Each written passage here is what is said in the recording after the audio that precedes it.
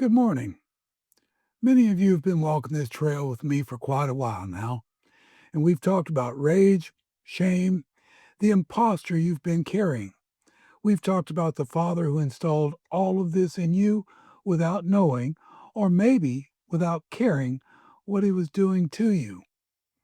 And maybe you've been wondering, where's this story going? And that's a fair question, and quite frankly, you deserve an answer. So today, I'm going to show you the map.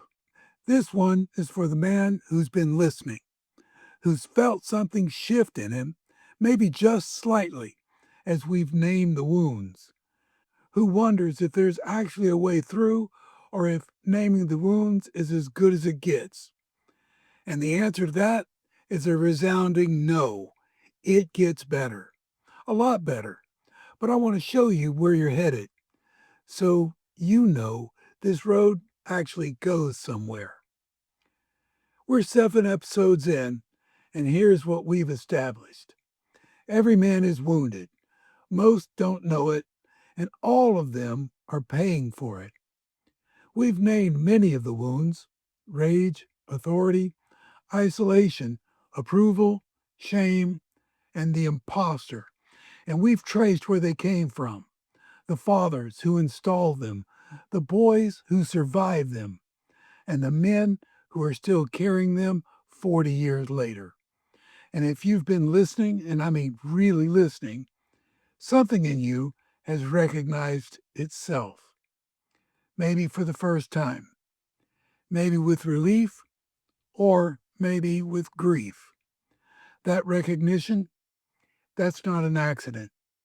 That's the beginning of what this is all about. Here's the journey. Every man who walks through this takes the same road. The train will look different for all of us, but the road, that's the same. First, the wound. And that's where we started. The wound is not a metaphor, it's a real injury. It was installed in the hearts of real boys by real circumstances: abuse, abandonment, impossible standards, conditional love, silence when you needed someone to speak. The wound is the front door. Every man has one. Most never name it. Then, naming the wound. And that's where we are right now. We're giving language to what you've been carrying because you can't heal what you can't or won't name. And you can't name what you don't understand. That's what these first 7 episodes have been doing, giving you the vocabulary for your own story. Then, healing. That's where we're headed next. And I want to be honest with you. Healing is not what most men think it is. It's not forgetting, and it's not pretending it didn't happen. And it's definitely not one conversation that fixes 40 years of pain and guilt. Healing is a process. It's hard work, and it requires something most men have never been willing or able to do. Be honest about what actually happened to them and what it actually cost them. After that, we're going to meet the healer because there's someone at the end of this road, a person who helped me through my journey, and he'll help you through yours. And when I introduce you, I think you'll recognize him because he's been in this story from the beginning. Not a program or a set of rules, but a person. The only one who has ever actually healed this particular damage in a man's soul. I've seen it, I've lived it, and I'll tell you exactly what he did in my life. And lastly, formation. Healing isn't the destination. Becoming is the destination. A healed man looks different. He leads different. He loves differently. And he fathers differently. He shows up for his wife, his children, his community in ways the wounded man never could. This is what we're building towards. Not just a man who has survived his wounds, but a man who's been forged by them into something bigger and something stronger. So, what is our mission? Every healed man becomes a medic. That's not a slogan, it's the point of the whole journey. You don't go through this process just for yourself. You go through it first so you can understand and avoid passing these wounds to your children. And secondly, you go through this so you can reach back for the next man. We leave no man behind. The man behind you on this road needs someone who's been there. And now that someone is you. So I want to explain to you, and I want you to hear it as honestly as I can say it. There are people who will tell you the answer to all of this is simple: go to church, read your Bible, pray more, trust God. And I believe in all those things deeply. They are true. But here's what I've learned: a wounded man cannot receive those answers until he understands the wound. Not because the answers aren't true, they are, but because a man who is bleeding can't accept instructions. He needs a medic first. That's why we started with the wound.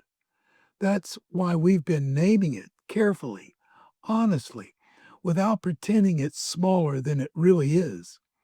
Because the man who finally feels genuinely understood, not fixed, not judged, and not giving a checklist, well, that man will follow you somewhere he never would have gone before if you led with just religion. I know because I am that man. So, where is this trail headed? We're going to move into the healing phase. That's where we'll talk about what healing actually requires, what it costs, and what it looks like in a man's real life. Not theory, not steps listed on a whiteboard. The actual hard work of becoming someone who the wound no longer controls. And we're going to keep naming wounds as we go, because there are more of them. The 16 or more wounds a man carries does not disappear just because we've named 7 of them. But now you have a framework. Now you know how to recognize them. So stay with me. The road gets harder before it gets easier, but it gets better. I promise you, it will get better. So again, I'm going to ask you to do one thing. I'm not going to give you a list. Just ask one thing. This week, I want you to sit with one question. What would it mean for you, specifically and practically, in your real life if the wound no longer controlled you? Not what would healing look like in general. What would it look like for you in your marriage, with your kids, at work, and in the mirror? Write it down if you can, even one sentence. What does the healed version of you really look like? That's where we're going. So hold on to that picture. I wrote all about this in the book Forged by Fire. The whole journey from the wound to the road through it. It's my story, and it's probably closer to yours than you think. The link is below. Get the book. It's going to help you. If this trail is going somewhere that you want to go, if something in you is saying, this is real and I want it, hit subscribe. There's more coming, and you don't want to miss where this goes. And remember, we're all becoming warrior medics. Reach back and help someone on their journey. I'm Bill, and this is the Warrior Medic. No man left behind.